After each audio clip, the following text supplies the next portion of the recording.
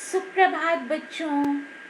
भाषाई कौशलों के विकास के लिए आज जो पाठ हमने निर्धारित किया है उसका नाम है सबल संप्रेषण।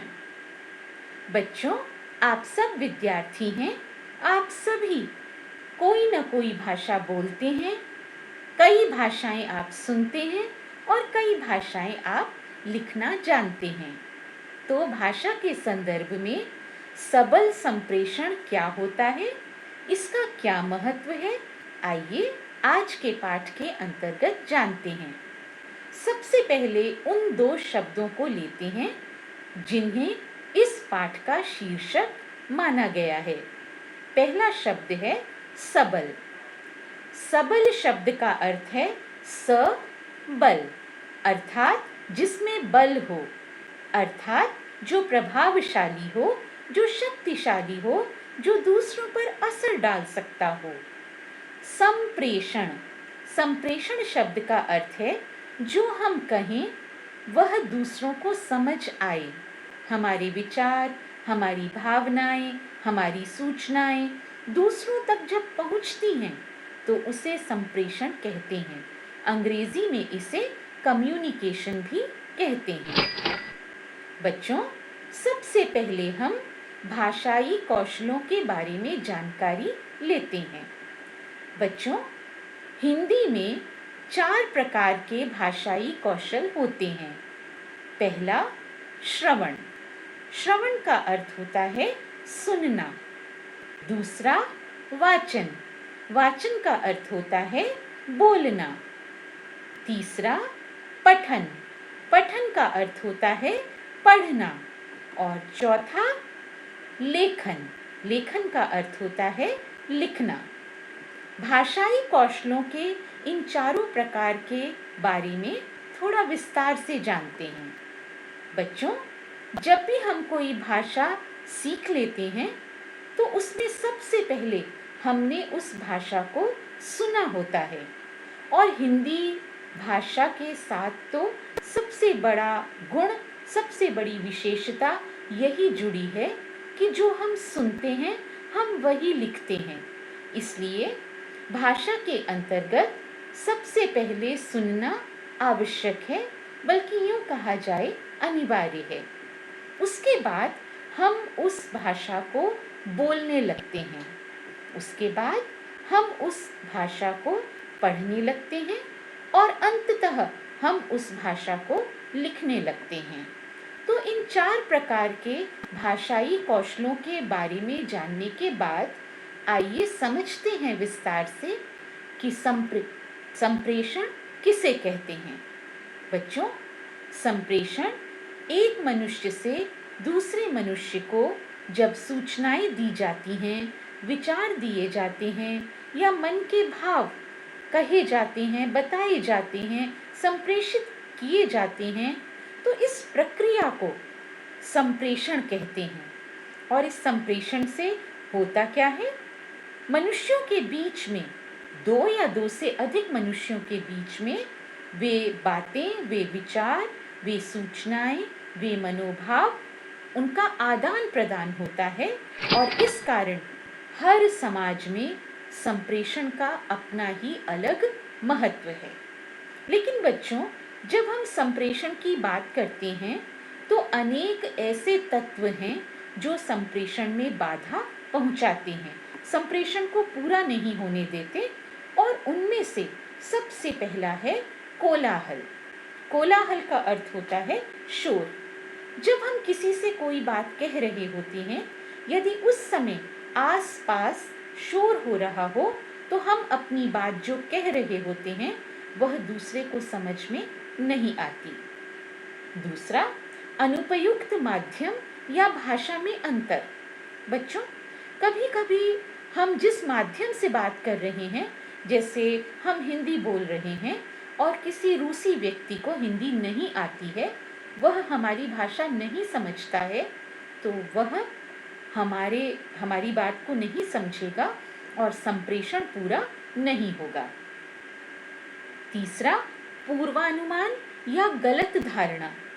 हम सब मनुष्य हैं और हम कभी-कभी किसी व्यक्ति के बारे में किसी बात के बारे में, किसी विचार के बारे में पहले से ही कोई ऐसी धारणा बना लेते हैं जो गलत भी हो सकती है। तो जब हम उस व्यक्ति की बात सुनते हैं या उस बात के बारे में कोई और हमें बताता है, तो हम पहली बात पर विश्वास करते हैं और बाद में सुनी गई बात पर विश्वास नहीं करते। भावावेश, कभी कभी हम अपनी भावनाओं में बह जाते हैं, जिसके कारण हम बहुत कठोर हो जाते हैं और हम दूसरों द्वारा कही गई बात को समझना नहीं चाहते। त्रुटिपूर्ण श्रवण कौशल, कभी कभी ऐसा भी होता है कि हम जिससे बात कर रहे हैं, जिसे अपनी बात पहुंचाना चाहते हैं, वह ठीक से सुन नहीं पा रहा है। कारण कोई भी हो सकता है, जैसे आप मोबाइल फ़ोन से फ़ोन करते हैं और कभी कभी नेटवर्क नहीं होता, बीच बीच में आवाज़ आती है, बीच बीच में आवाज़ चली जाती है, तो उसमें भी हमारे संप्रेषण में कमी आती है और इस कारण भी हम संप्रेषण नहीं कर पाते। विचलन, विचलन का अर्थ होता है व्याकुल होना। किसी बात पर हम व्याकुल हो जाएं, यदि हमारी सांस तेज तेज चलने लगे, हमें पसीना आने लगे, हमारा शरीर थोड़ा तनाव में आ जाए, हमारी मांसपेशियां थोड़ा खिंच जाएं, तो ऐसे में भी हम सुन नहीं पाते हैं ठीक से, या जो हम बोल रहे हैं वह बोल नहीं पाते हैं ठीक से, या फिर सुनने वाला सुन नहीं पाता है ठीक से। इस प्रकार हमारे संप्रेषण में बाधाएं आती हैं। बच्चों, हम बात कर रहे हैं संप्रेषण की, कम्युनिकेशन की, लेकिन आखिर यह आवश्यक है क्यों? क्यों हमें अपने विचार, अपनी सूचनाएं, अपनी बातें, अपने मनोभाव दूसरों तक पहुंचाने की आवश्यकता है? बच्चों, हम एक समाज में रहते हैं जो एक सभ्य समाज है। यहाँ विचारों का आदान प्रदान होता है, और विचारों का जहाँ आदान प्रदान होता है वहाँ संप्रेषण आवश्यक होता है। हमें सूचनाएं देनी होती हैं, तब हम बोलते हैं, कम्युनिकेट करते हैं और अपनी बात को संप्रेषित करते हैं। जैसे आपने प्रार्थनाकालीन सभा में देखा होगा कि वहाँ पर आपको अनेक सूचनाएं दी जाती हैं, और आजकल जैसे लॉकडाउन चल रहा है तो आपको विभिन्न डिजिटल माध्यमों से सूचनाएं दी जा रही हैं। जैसे आज आपकी ये कक्षा होगी, इसके बारे में आपको सूचना दी गई, तो संप्रेषण आवश्यक है, क्योंकि सूचनाओं को पहुंचाना संप्रेषण के माध्यम से ही हो सकता है। कभी कभी हमें किसी बात को मनवाना होता है, जैसे आप अपने मम्मी पापा के साथ करते होंगे, तो अपने तर्क देते होंगे, नहीं मम्मी ऐसा ही करेंगे क्योंकि मैं ऐसा कह रहा हूँ, देखिए ऐसा करने से ऐसा होगा, वगैरह वगैरह। तो संप्रेषण इसलिए भी आवश्यक है कि हम तर्क दे सकते हैं। हमें किसी से काम करवाना है, अपना काम पूर्ण करवाने के लिए भी हमारे लिए संप्रेषण आवश्यक है। हम किसी से कहेंगे ही नहीं, या कह दिया तो करने वाला समझेगा ही नहीं, तो बात कैसे पूरी होगी, काम कैसे पूरा होगा? प्रभाव डालने हेतु, बच्चों, जब हम अच्छी तरह से बोलते हैं, हमारी बात लोगों को समझ आती है, तो लोग हमसे प्रभावित होते हैं, लोग हमसे जुड़ते हैं। इसलिए संप्रेषण अत्यधिक आवश्यक है। कभी हमें किसी को किसी बात के लिए विश्वास दिलाना होता है, नहीं नहीं मैंने ऐसा नहीं किया, तो आपकी बात में, आपके संप्रेषण की कला में यदि वह ताकत है, वह शक्ति है कि वह दूसरे को विश्वास दिला सके, इसीलिए एक अच्छा संप्रेषण आवश्यक है। मनोरंजन, ये तो आप सभी जानते ही हैं कि चाहे टीवी पर हो, चाहे फिल्मों में हो, चाहे गीत के लिए हो, गीत के बोल समझ ना आए तो गीत का मज़ा अधूरा रह जाता है। तो इसलिए संप्रेषण मनोरंजन के लिए भी अत्यधिक आवश्यक है। बच्चों, एक सर्वेक्षण हुआ था, जिस सर्वेक्षण के अनुसार बड़ी अनोखी सी बातें सामने आई। इस सर्वेक्षण के अनुसार 19% लोगों को मृत्यु से डर लगता है कि मर जाएंगे, हाय हम जल्दी न मर जाएं, हम वहाँ न जाएं, हो सकता है वहाँ पर हमारी मृत्यु हो जाए हमारी मृत्यु, ऐसा मन में लोगों के विचार आता है। और वे 19% लोग ऐसे हैं जो ऐसा सोचते हैं और मौत से, मृत्यु से डरते हैं। 41% लोग ऐसे हैं जो कब कोई अंधेरे से डरता है, कोई ऊंचाई से डरता है, किसी को भूत जैसी कोई अन्य चीज़ डराती है, कोई लंबे लंबे पेड़ रात में जब हिल रहे होते हैं हवा से तो उन पेड़ों की परछाई से वह डर जाता है। ये कुल मिलाकर बनते हैं 41%। और बच्चों, सबसे चौंकाने वाला तथ्य ये है कि 40% लोगों को जब लोगों को संबोधित करने को कहा जाता है तो उन्हें डर लगता है, उनकी टांगें कांपने लगती हैं, वे डर के मारे हिल जाते हैं, उनके होंठ फड़फड़ाते तो हैं परंतु उसमें आवाज नहीं निकलती। इसलिए बच्चों, ये सर्वेक्षण हमें ये बताता है, सिखाता है कि हमें एक कुशल संप्रेषक होना आवश्यक है। बच्चों, आप जानते हैं ये किसका चित्र है? ये अमेरिका के पूर्व राष्ट्रपति हैं श्री बराक ओबामा जी, और इनकी वक्तृता कला यानी भाषण देने की कला सारे संसार में प्रसिद्ध है। इसके बाद हम आते हैं श्री लालू प्रसाद यादव जी की ओर, जो राष्ट्रीय जनता दल के अध्यक्ष हैं। बच्चों, इनकी बोलने की कला भी बड़ी अनुपम है और इस कारण विदेशों में भी बड़े बड़े विश्वविद्यालयों में इनके व्याख्यान हुए हैं इसी कारण से। और ये हम कैसे भूल सकते हैं पूजनीय बापू महात्मा गांधी जी। गांधी जी की एक एक बात, एक एक शब्द, एक एक अक्षर लोगों की समझ में आता था, चाहे वे बोलते थे जब, चाहे वे लिखते थे। तो ऐसी अनुपम कला महात्मा गांधी जी में थी। ऐसे लोग जो अच्छी तरह से बोल पाते हैं वे कुशल संप्रेषक बन पाते हैं। और बच्चों, आपको भी अपनी बात दूसरों तक पहुंचाने के लिए, मंच से विभिन्न कार्यक्रमों को देने के लिए एक कुशल संप्रेषक बनना आवश्यक है। आइए देखते हैं एक कुशल संप्रेषक में कौन कौन से गुण होते हैं और वह किन गुणों के माध्यम से लोगों को प्रभावित करता है।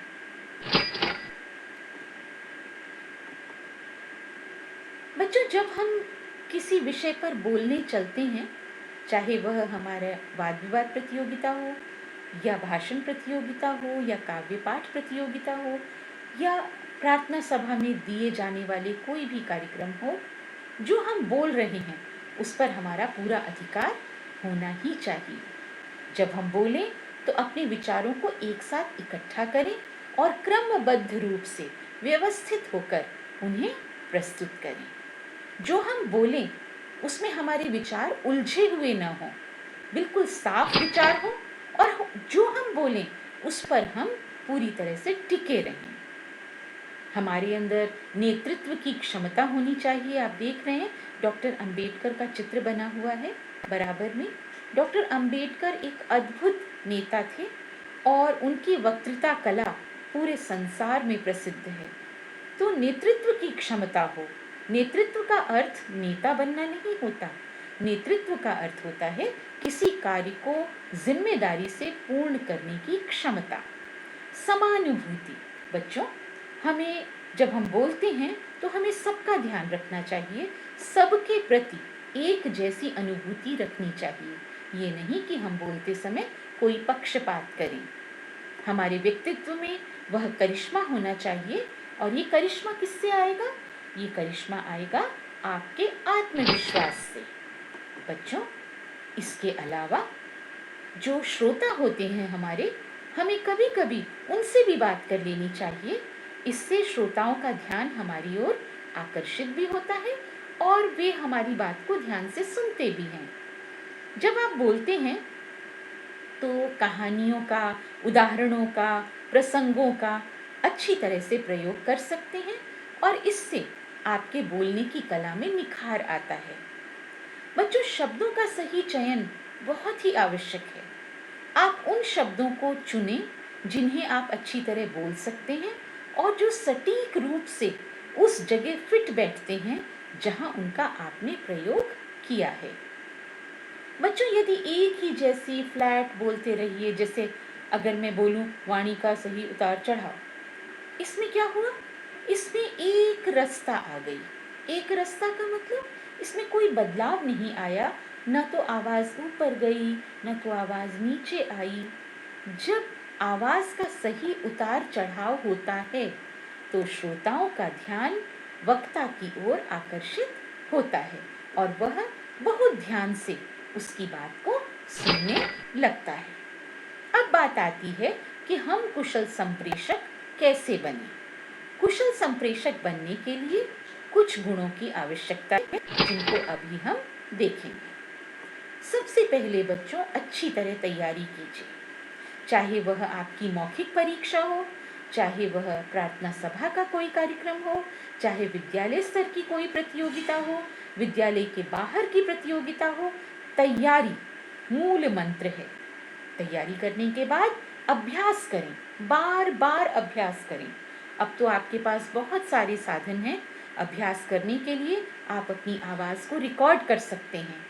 और बच्चों, जब मैं छोटी थी तो जब मैंने बोलना शुरू किया तब मेरी शिक्षिका ने मुझे कहा कि बेटा अपनी तैयारी, तब तो बेटा फ़ोन हुआ नहीं करते थे, आवाज़ रिकॉर्ड होती नहीं थी। एक कैसेट प्लेयर ज़रूर था हमारे पास, लेकिन उसमें भी ठीक तरह से आवाज़, क्योंकि माइक नहीं होता था, बड़ी ख़राब सी आवाज़ रिकॉर्ड होती थी। तो उन्होंने मुझे कहा कि शीशे के सामने खड़े होकर अपनी आँखों से आँखें मिलाकर आप अभ्यास कीजिए।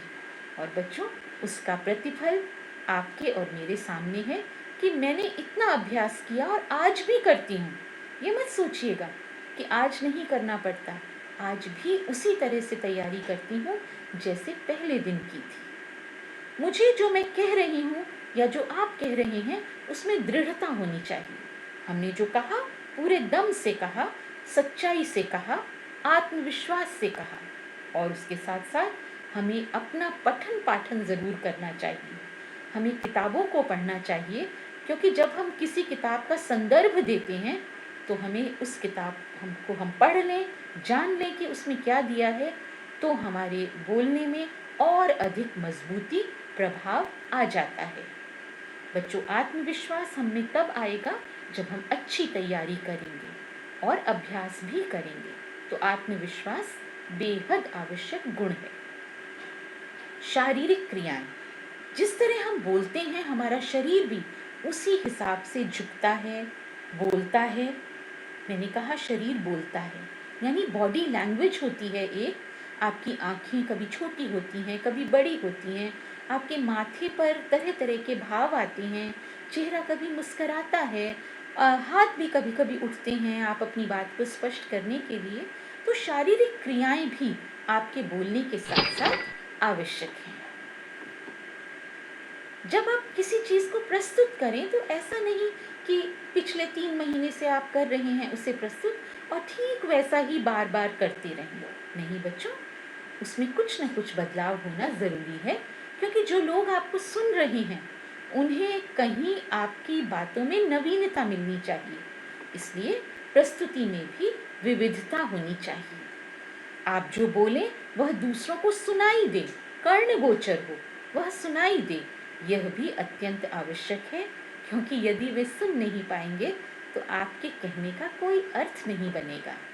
गति, इतना भी तेज न बोले कि आपकी आवाज़ को पकड़ते ही रह जाएं लोग, और इतना भी धीरे न बोलें कि आपकी बात को सुनते सुनते लोग सोने लगे, झपकी लेने लगे। स्वर का स्तर, बच्चों, स्वर का स्तर से अर्थ है बहुत चीख चीख कर बोलने से केवल गला खराब होता है और कुछ नहीं। बात दम से बोलिए, दबा कर बोलिए, लेकिन स्वर बहुत ऊंचा करके मत बोलिए।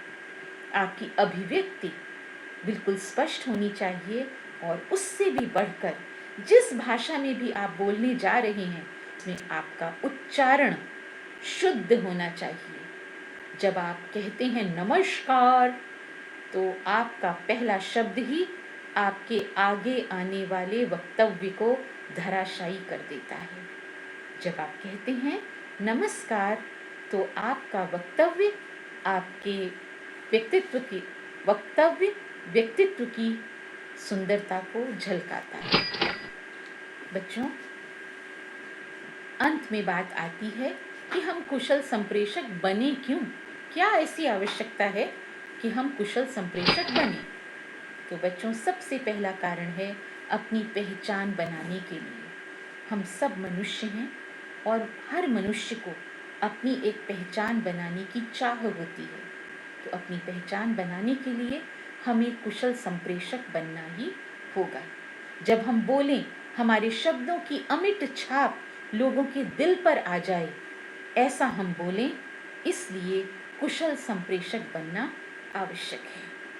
हमें सदैव सीखने को तैयार रहना है, नई नई चीज़ों को सीखना है, तरह तरह के नवाचार करने हैं, नवोन्मेषी होना है।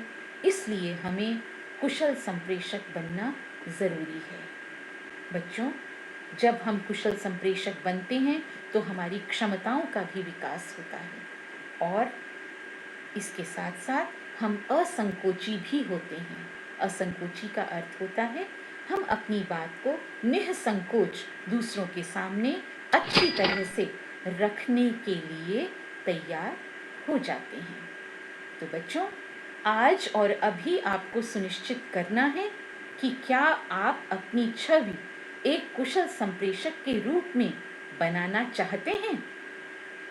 जी हाँ, मैं जानती हूँ आप सभी एक कुशल संप्रेषक बनना चाहते हैं। इसलिए आज से ही, अभी से ही नई शुरुआत करें, मिलकर चलें और बने कुशल संप्रेषक। एक कुशल संप्रेषक ही समाज पर अपना प्रभाव डाल पाता है। और अंत में आप सभी को इस वार्ता को, इस पावर पॉइंट प्रेजेंटेशन को देखने के लिए, समझने के लिए बहुत बहुत धन्यवाद।